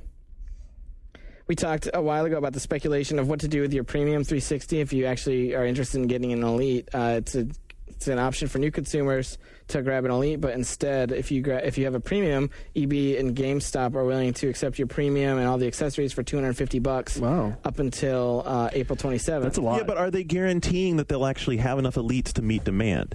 Because this is a big question. I mean, if I go in and trade my current one in, am I going to be guaranteed an Elite? And how the hell are they going to handle the transfer off my old hard drive? That's a really good thing. deal. Like if you turn your hard drive in, then you don't have your hard drive to transfer the stuff over, and then you have to recover your gamer tag, which you can do. And that might be how you do it. You recover your gamer tag, then you have to re-download everything, which is going to take whatever. If you're going to be 512 memory stick and move all your saves, except your Perfect Dark Zero save, which you can't move. There was a thread on our message boards about what boutique video game stores need to do to be successful. They need to stop trying to be regular retailers and think about things like that ahead of time. So when they do a trade-in program like this, they have it all services that go with it. But exactly, you got to give me credit. They're giving you a huge amount of money for your 360, probably twice as much as they normally do, but on this deal. Okay, it's a good deal. But if they're going to be successful competing against Target, they're going to have to go a step further and be service. We think that they're priced competitively, but certainly we'll listen to fans and we take that feedback. And if that's something we need to evaluate, we'll do that. That is from the mouth of, God, where's his first name? God, I wish we bolded the first names. Red Octane President Kai Huang, talking about the Guitar Hero 2 prices. So you can vote with your wallet as to whether or not you want to buy the Guitar Hero 2 songs on Xbox Live. Another thing that he said was, I think fans can definitely expect that we're going to have one major release a year, and then what we're doing beyond that major release is to update packs and content packs so there's more songs. So it's basically enjoy the Guitar Hero formula. It's going to be pretty consistent. So annual. Let me ask you a question. Downloadable content. We talked about this thing last week, and I was thinking about this on the bus the other day. How much sense does it make for them to actually keep going? I mean, the big cost in developing a game is actually the development process of putting together a new game, right? Once they have that perfected, why the fuck do they want to keep developing new versions? Why don't they do this and create a commerce model that's almost like an iTunes, where they keep just pumping new music out where they can make money off of it? Once they recoup the development cost of the core game, maybe Rock Band can do that and steal all the thunder. Yeah, I mean, I don't get why we need to keep having more Guitar Heroes pushed into our hands. Seemingly to me, financially, they're being dumb and wasting money, pouring money into developing another game when they have a great game base that they could start really making money. And they've also thrown away a bunch of goodwill. I mean, people loved this game; they were having fun with it, and it's turned into a PR nightmare for them. Well, yeah, I mean, you're going to be able to get that next iteration of Guitar Hero 3 this fall. Again, Wang was talking, I don't even know how to say that, so I'm probably saying Hong. Guitar Hero 3 is being developed by Neversoft, which is an internal Activision developer. They're one of the best Activision developers, if not one of the best developers in the world, having had a tremendous amount of success with the Tony Hawk franchise, and they've been working on Guitar Hero 3 now. That Guitar Hero 3, that next version or iteration, will have a wireless guitar. So Garnet, I Oh. mean, that's the big change. Oh, okay, because they couldn't just release a wireless peripheral. Bullshit. And it's exactly like Skip talked about in his blog. I mean, now they're in this awkward position of having to be defensive about selling Guitar Hero 3 by not giving you too much of the new music that they're licensing. It just puts them in a totally horrible... They keep... Imagine if iTunes kept coming out with new iTunes and you had to buy new iTunes every time in order to have music. I will give Activision credit. They're really smart for doing Guitar Hero 3 on Wii, DS, and PS2. Right. No, I agree, I agree with that. Which EA is not doing with Rockband. More regarded to downloadable content, digital distribution. How many times, Shane, you read Entertainment Weekly, I've seen the stack. How many times a day is the Colbert Report or the Daily Show on television? I think about 3 times each. How much do you pay each time you watch on TV? It's free. So would you be willing to spend 160 points or $2 on an episode on Xbox Live Marketplace? Probably not, unless I didn't have cable like Mark McDonald. So if you basically the Daily Show and the Colbert Report will be available on Xbox Live Marketplace. The rub is that if you're watching 20 episodes in a month, that costs you $40. Right, $40. Well, what's funny, they have subscription models on iTunes for those shows that are much cheaper. Yeah, that's what I was going to get to. Or you could drop significantly less to upgrade to your cable account that would get you access to Comedy Central. Yeah. A 16-episode pass at each series is $10 on iTunes. Somebody's not looking at the big picture. No, someone's only thinking of, like, how can we make this much money quickly? Freaking Xbox Live and the damn economics experiment. And whose decision is that? Because there seem to be some conflicting opinion as to whether this was, things like this are a Viacom decision or a Microsoft decision or a partnership of the two. Pass the buck. Breakdown, Full Spectrum Warrior, Panzer Dragoon Orta, and a game that I think I still have mint in sealed box, Daisen Raikou 7, Modern Military Tactics. There's other good stuff. Phantom Dust. Mercenaries. They fixed. Apparently they fixed Soul Calibur 2 finally. All those games were added to the Microsoft backwards compatibility update. Oh. I wonder if this will be the last one. It seems like this seems pretty comprehensive when you look at everything on here. Full Spectrum. I'm really shocked Full Spectrum Warrior didn't work. Oddworld, Return to Castle Wolfenstein. Street Fighter, a collection. Yep. Star Wars Republic Commando. Tiger Woods PGA Tour 2007. So look, we dog on publishers a lot. Hey, Microsoft actually staying in the fight as far as still bringing... Well, especially after they'd said that they were kind of not going to bother anymore. Yeah, right. Is this the last push? I think that this is probably one of the last pushes you're going to see. There's not really... I mean, what's there left really to bitch about? Peter came out and said that they were going to slow it down, right? Well, I'm sure if you read the message board in about 5 minutes, you'll know exactly because people will be telling you what there is left. A year ago, he said, we already... over-delivered or something like was it over-promised, under-delivered? Or no, because no, that's what they did. Yeah, that's what they did, but he said the vice versa. And I mean, I think now it should be taken care of. Capcom is looking for your advice on Lost Planet. I'd be interested to know how much Lost Planet's getting played, I guess, regularly on live.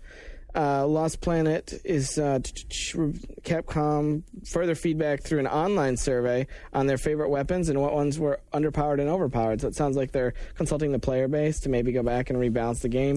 I really love that they're doing this because this is so not unlike a Japanese developer publisher to actually solicit feedback like that. The problem is I can't tell you the last time I saw anybody on my friends list playing it. No, me neither. Nucleus, Super Stardust HD, and David Jaffe's Calling All Cars are getting pushed back a little bit in the release schedule over in Europe on the PlayStation Network. Still no word on when those games are coming here, but we've seen Jaffe's games slip. We heard that Calling All Cars is sooner than that European date. Okay, so because Calling All Cars was March, and then it was supposed to be last week or this week, and now it's At least the level we played at GDC played really well. It was fun. I had a good time with that game. I like it. So it's just a matter of it could be within a week or so. Wow, really? Really? We'll see. I think they would have sent a blast out already. You never know. And then, I think I'm definitely hopping on that one because I had a lot of fun with it. And then Shane pointed out, I didn't have a printout, but some sort of new functionality, the firmware. You're really excited to play Colony Wars, or that's me? Maybe. The new firmware update 1.7 is out, and at first people thought it would let you play PS1 games that you downloaded from the PlayStation Store, but not quite yet. Apparently early May is when they're going to turn that on, but having this download will let that happen. And if you already bought them, you'll be able to go onto the store and re-download them for free to the versions that will work on PS3.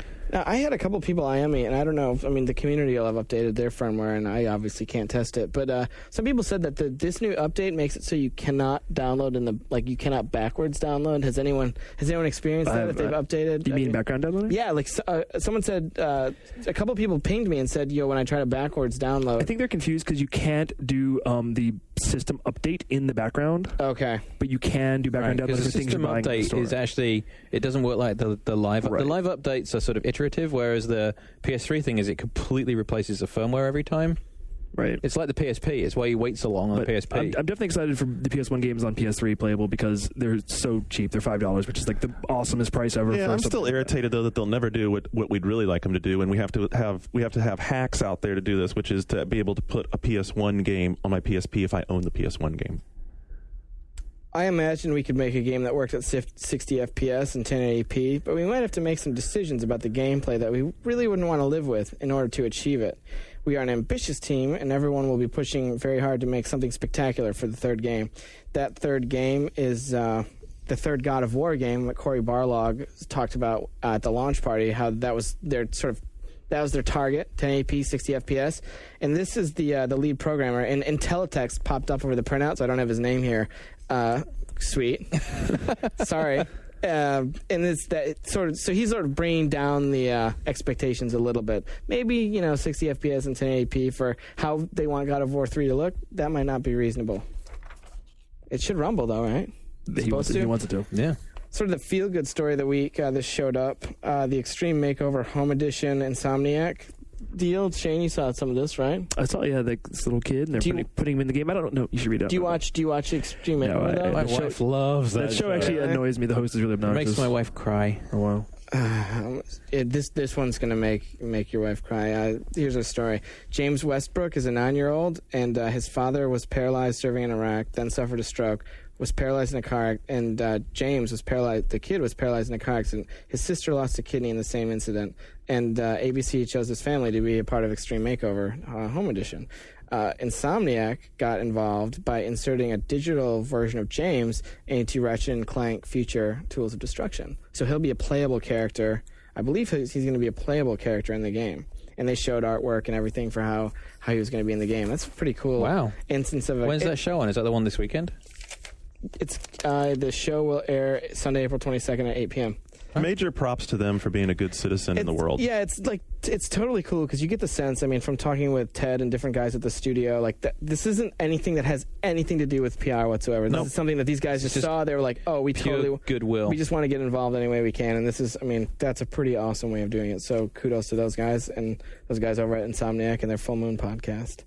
As in a little grimmer Sony news, a leak that originated from Sony Computer Entertainment Europe foretold a little bit of the downsizing coming to the staff across the pond, and some of that may or may not affect here stateside. Skip was saying pre-show that some marketing folks had lost their job. The memo came from David Reeves, and here's some of it.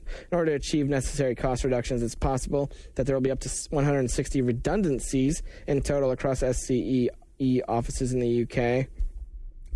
And then why? He says, I also appreciate that what I've just announced will come as a major and unwelcome shock and something we've fought hard to avoid. However, the business targets that we face have regrettably made it unavoidable. It's the cost of doing business. And you've got to think, I mean, especially in Europe, they ramped up probably their staffing for the launch, and now they're going to downsize. Finally, to Nintendo, Pokemon, we talked about it a little bit last segment, 530,000 pre-orders for this game. What kind of NPDs is this going to put up when the first cycle is going to only be like 15 days, but it's going to do... 15 days will be enough. It can do well over a million. Well over a million. How will it drive DS sales? DS did a 508,000 this month. Sell out. Whatever they can ship. Are they doing a new hardware SKU to go with it? No, they'll do that later. Yeah. No. They'll do that for another boost. It's huge. And the Neo Geo is going to launch as a Virtual Console partner later this summer. A little more than $8 per game. I was digging around in my closet the other day and came across my Neo Geo Pocket. I saw also that the guy at SNK was saying they hope to put some games out that haven't been available in the last few years on compilations and whatnot. So I'm hoping for Magician Lord and Windjammers, the two best Neo Geo games of all time. Magician Lord was awesome. Yes, it was. Windjammers is better. Yeah? Oh, yeah. So, That's the end of industry news. no, it's not quite the end of industry news, is it? No, I guess not. It was we put it on the One Up Show last week. We haven't really talked about it since. I haven't talked about it at all publicly, and I guess is probably when I'll say for the first time that when I leave Ziff, it will be because I've accepted a job up at Bungie, specifically, and you will still hear from me probably semi-regularly to regularly. We'll be interfacing with you as well. Well, you guys will be interfacing with me somewhat. Not really. Our access will be limited to you from You'll have to- here on you'll- out. You're changing your AIM name? You have to go through. Yeah, you have to go through like my people. Jesus. Your assistants. Yeah. I don't have assistants. There's a lot of people who have been very concerned about the future of this show, and I can tell you from having sat in this chair for, a really long time, like before actually anybody else in the room actually was sitting here with me, that it's actually really cool when you fill a chair. I mean, I hate to see Luke go because Luke's become a really big part of the show, as has his entire group. But don't be surprised if, like, filling that chair actually becomes a pretty interesting sort of festival of fun. I can guarantee it ain't going to happen overnight, and it is not necessarily just going to be... Are you planning a reality show, like, to find the next Pussycat like doll? We don't want to just sort of drop someone new in, and I think at the same time, I don't want any of the guys that work here to feel like, okay, now you got to fill Luke's shoes, and so we want to. There won't be a next Luke, but there will be a next fourth person, and it'll be interesting. We're going to try some people out and see how people respond to them, and see the best way to do it, and we'll have some fun with it. Yeah, and on that note, I know you guys will have plenty to talk about on the boards.oneup.com for this show, so until next week, which will be a very special One Up Yours with the departure of Luke and... Shane's already gone, so Shane's hitting Coachella. I'll be rocking out, sorry. Do you have any... You want to tell him goodbye or anything special here? We'll do it in private. Oh, wow. That's scary. And next week... With soap. I will say that I will definitely be providing the refreshments next week. Save me some of It'll that. probably be an evening. I would hope it's going to be an evening show. I think we'll have to do a special evening show. Evening show. And we might even have to bring some guests in. Who knows? We'll figure it all out. We got a week to plan it. Until then, tell us what you want us to talk about. If there's anything special you want us to do at boards.oneup.com. And we'll see you next week.